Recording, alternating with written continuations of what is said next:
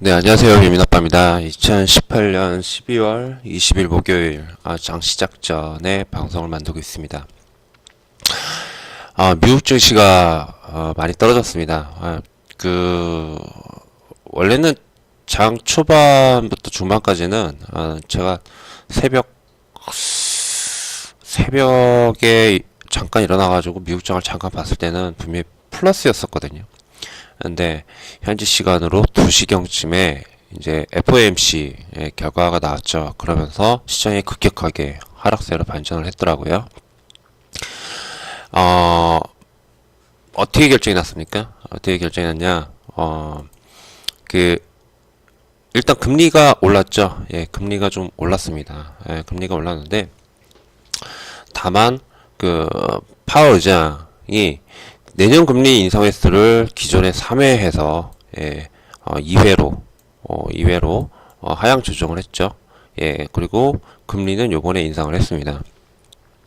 자, 이걸 두고 시장에서는 어떻게 해석을 했냐면은 원래 가장 좋은 거는 12월에 인상을 하지 않고 그 다음에 3회에서 2회로 축소하는 거 혹은 요번 12월에 인상을 하고 내년에 3회에서 1회로 인상 횟수를 갖다가 낮추는 거, 이걸 가장 해피한 케이스라고 시장은 좀 보고 있었는데 12월에도 그러니까 요번에도 인상을 결정을 했고, 그러면서 내년에는 3회에서 2회로 축소한다라는 것 때문에 생각보다는 파월 의장이 온건파 혹은 비둘기파라고 그러죠. 예, 매파라고 안 하고 비둘기파라고 하는데 온건파, 생각보다는 덜한 온건파다라고 생각을 한 것 같습니다. 파월 의장뿐만 아니라 여러 위원들이 금리 인상에 대해서, 속도 조절에 대해서 부정적인 그런 의견을 갖고 있었던 걸로도 알려지고 있죠. 이제 이런 것들 때문에 이런 것들에 대한 부담, 그리고 시장에서 많이 바랬던 것보다 하향 조정하다 보니까 이렇게 하락 조정하게 나온 게 아닌가, 이렇게 저는 생각이 됩니다. 자, 어차피 금리 인상에 대한 거는 이제 횟수가 조정이 나왔어요. 사실은 금리 인상이 촉발된 건 이제 9월 초였죠. 그러면은 9월 초, 9월과 그 다음에 9월 이전의 상황을 좀 비교를 해볼 필요가 있어요. 자, 9월 이전, 지금 요번 FOMC 파월 의장, 그러니까 연준의 발표가 나온 것은 9월 이전으로 되돌아간 거예요. 예, 정확하게 말하면요. 근데 10월 초에 어떤 게 나왔었죠? 9월 FOMC 성명서에서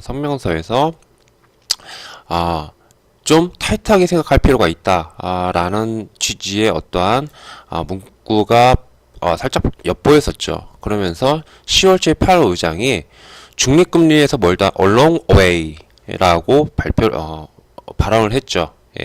10월 초에 이게 촉발이 됐습니다. 중립금리에서 아직 멀다 라고. 그래서 금리 인상 횟수를 내년 3회에서 12월에 인상하고 그 다음에 내년에 3회에서 예상적으로는, 시장 예상으로는 3회였는데 점도표가 3회였죠. 근데 이거를 4회까지도 확장할 가능성이 있다 라는 것 때문에 촉발이 된 거죠. 그래서 흔히 단기 금리 축소 현상이 왔죠. 자, 그러면서 11월 말에는 파월 의장이 중립금리 바로 아래에 있다. just below라고 했습니다. 중립금리가 바로 아래에 있다. 라고 이렇게 표현을 하니까, 이거 더 되는 거, 금리차 축소, 장단기 12월 장단기 축소, 제가 지금 코맹맹이라서 감기 걸려가지고 발음이 좀 안 됩니다. 12월 장단기 금리차 축소 등 변화가 연속되었습니다. 이런 부담들 때문에 내년 금리 인상 속도 조절에 대한 시장 기대가 한층 더 높아졌었죠. 바뀌다 보니까. 그렇죠. 근데 이런 것들이 막상 12월에 돼가지고 보니까 생각보다는 3회에서 1회 축소도 아니고, 그렇다고 12월에 금리 인상이 안 된 것도 아니고 금리 인상도 되고 그러면서 3회에서 2회만 축소한다라고 점도표가 2회로 이렇게 나오다 보니까 아무래도 거기에 대한 실망감 때문에 주가가 하락한 게 아닌가 이렇게 좀 생각할 수 있다라는 거죠. 즉, 딱 상황을 정리를 하면은 9월 이전 그리고 10월부터의 흐름 여기에 이 벽이 있는데 지금 현재 상황은 다시 여길로 회귀한 거다 라는 겁니다. 저 여기에 회귀했는데 왜 주가가 이렇게 빠졌냐? 결국에는 뭐라 그랬죠?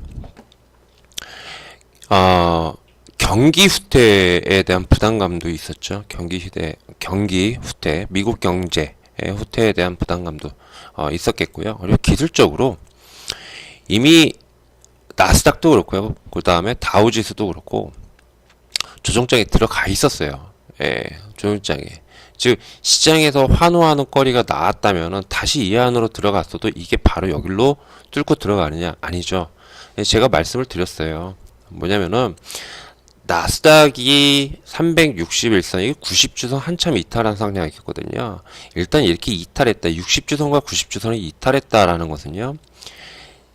이 시장에서 원했던 12월에 0, 그러니까 금리 인상이 없고 내년에 3회에서 2회, 혹은 12월 인상 후 내년 3회에서 1회로 축소한다라고 하더라도요.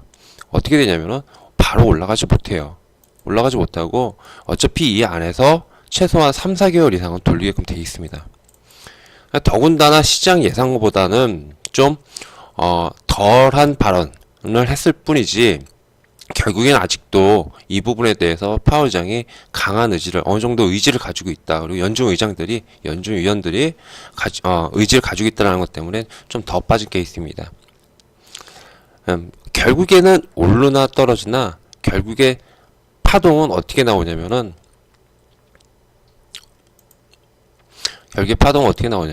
이 안에서 이 안이 아니라 이 바깥에서 가능하겠죠. 안에서 이렇게 움직일 수 있다는 겁니다. 왜냐면 이미 애플이라든지 이런 애들이 많이 꺾였잖아요. 마이크론이라든지 많이들 아실 겁니다.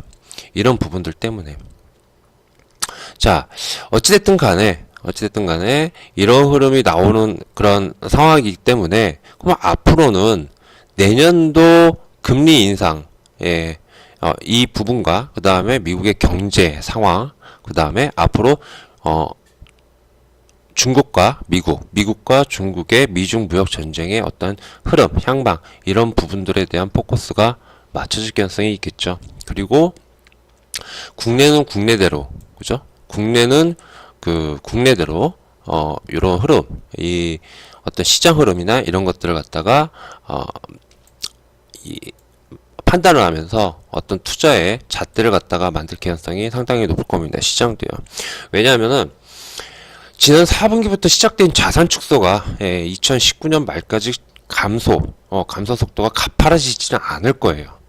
외국인이 막 미친 듯이 팔거나 이러지는 않을 겁니다. 일단은 금리 인상 속도가 나왔기 때문에, 포인트가 나왔기 때문에요. 그러면 앞으로 한국 경제 이런 부분이나 신흥국 문제, 그 다음에 미중 전쟁, 무역 전쟁 이런 부분에 대한 포커스를 맞춘다는 것이죠. 왜냐하면 9월 이전 상황으로 돌아왔기 때문에. 그러나 지수는 어차피 여기서도 사실은 미국 경제 때문에 올랐지 불확실성은 있었거든요. 그죠? 그 불확실성이 더 확대된 케이스이기 때문에. 자, 이런 논리로 대응을 했을 때, 국내 시장 상황은 어떻게 봐야 되나요? 국내 시장 상황 같은 경우는 이미 정부에서 발표를 했어요. 그죠? 이미 정부에서 발표했습니다. 뭐냐면은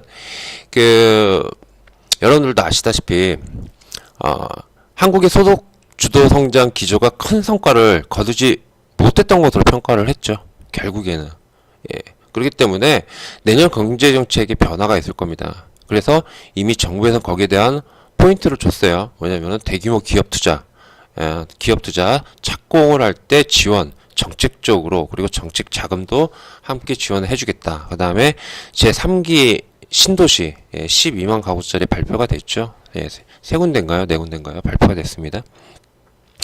그리고 민자사업 발굴이라든지 이런 광역권 그리고 광역권의 공공 프로젝트, 뭐 GTX 이런 것들이 점차 발표가 되고 있습니다. 즉 이런 정책 변화로 인한 산업별 파급 효과를 갖다가 잘 지켜봐야 될 필요가 있을 거예요. 예, 그건 뭐 당연할 겁니다. 그것과 맞물려 미국의 주택시장 둔화가 이미 빨라지고 있죠. 예.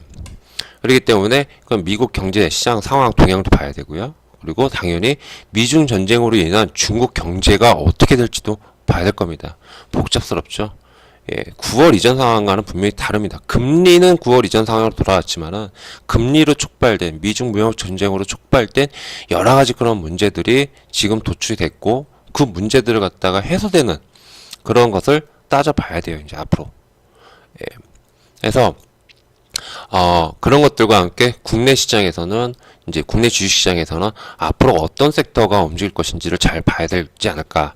그렇게 됐을 때 건설업종 같은 경우는 원래는 좀 아니다 라고 많이들 했었죠. 근데 내년부터 건설 프로젝트가 그 정책적으로 지원이 나올 수 있기 때문에 이 부분에 대해서 건설주를 같이 포함시켜서 봐야 되는 거 아닌가.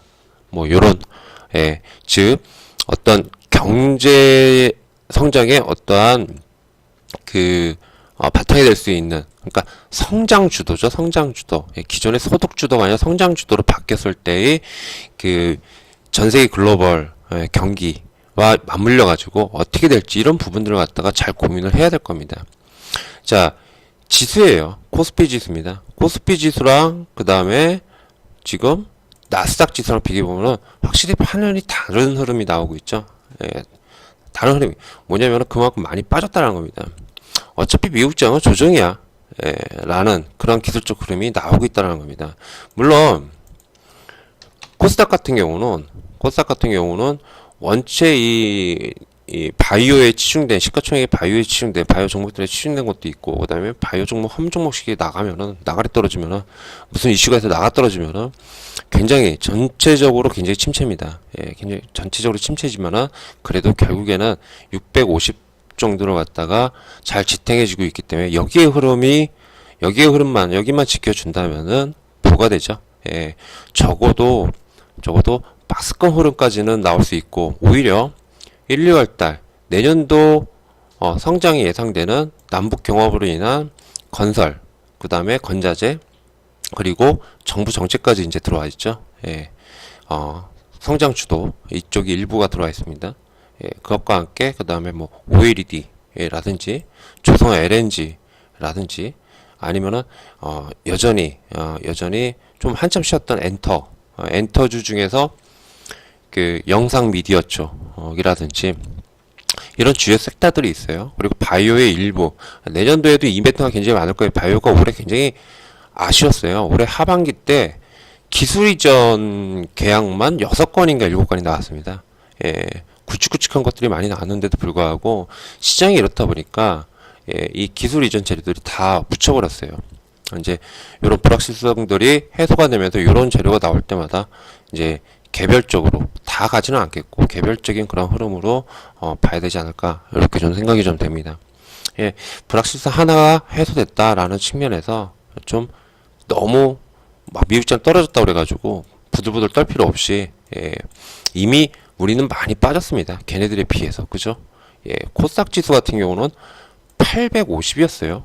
850 정도가 해서 얼마입니까? 거의 600 부근, 600 한 2, 30 정도까지 떨어졌었죠. 예, 많이 빠졌었습니다. 그렇기 때문에 그 한 3, 40% 정도 하락하고 종목별로는 지금 반토막 이상 나는 종목들이 굉장히 많죠. 아직도 많습니다. 예, 아직도 회복 못한 애들도 많고요. 그렇기 때문에 많이 빠졌기 때문에 상대적으로, 그리고 또 뉴욕 증시도 이번 금리 인상 여파가 이제 마무리가 되면은 요 해소 국면, 그러니까 해소될 수 있는 반등의 여지를 또 찾으려고 또 시장 투자 주체들은 열심히 또 노력할 거예요. 그리고 그걸 또 부각시킬 겁니다. 이렇게 보고 대응하면 되지 않을까라고 생각되고요. 마지막으로 말씀드리는 게 저도 많이 경험했고요. 그리고 또 지난 한 6, 7년 동안 카페나 블로그를 하면서 많이 이제 봐왔던 게 뭐냐면요. 12월 달에 원래 10월 말에서 12월 한 중순 혹은 12월 말까지 보면은 장이 원래 안 좋아요. 그래서 매매 잘 하시는 분들은요, 원래 10월에서 12월에 매매 잘 안 하시려고 그러세요. 예, 원래가 그렇습니다. 근데 요 기간 동안에 요 12월 한 중순 이후에 반등을 해가지고 1, 2월 달까지 이어지고 상반기까지 5, 6월까지 이어지는 케이스도 있지만은 1월 달 들어서야 초중순 들어서야 움직이는 경우도 있어요. 이런 경우도 있습니다. 근데 12월 말이 돼도 산타 랠리도 안 오고 연말 랠리도 안 오고 연초 랠리도 안 온다, 안 나오는 것 같다 이래가지고 그냥 꺾어버립니다. 예, 매도한다는 거예요. 그러다가 나중에 뭐가 되죠? 예, 손가락만 빨죠. 예, 내가 잡은 종목 그냥 가지고 있었으면은 그냥 수익 났을 텐데, 아니면은 원금 회복됐을 텐데, 이런 나중에 후회를 많이 하세요. 그리고 12월 한 중순쯤에서 시장이 반등을 하잖아요. 그럼 시장 반등을 하면은 이때 또 꺾어요. 예, 이때 아이씨 됐어 여기까지야, 나는 여기까지만 할래, 더 이상 못하겠어 해가지고 여기서 딱 패버려요.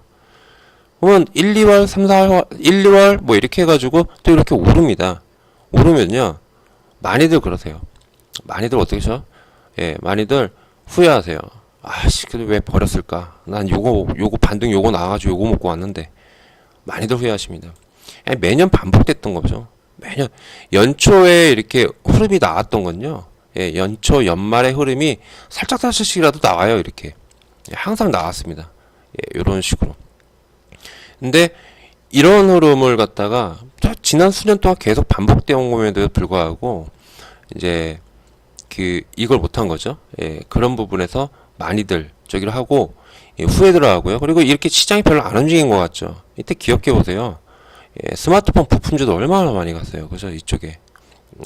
근데 스마트폰 부품주들이 시가총액 비중으로 차지하는 있는 비중이 얼마 안 돼요. 그러다 보니까 지수 자체는 그렇게 크게 안 움직인 것처럼 보여집니다. 근데 이때 당시 지수가 별로 안 움직였다라고 하더라도 스마트폰 부품주라든지 이런 돌아가면서 테마들이 순환매성으로 해가지고 많이 올랐습니다. 예. 이게 IT, 반도체 디스플레이 장비주랑 바이오가 움직여야지 지수가 팍팍 튀죠. 이런 것들 때문에 착시 현상이 나는데, 너무 그렇게 그래서 어떤 업종으로 갈 것인지 이런 부분들을 잘 고민해야 될 시점이다라고 저는 생각을 하고 싶어요.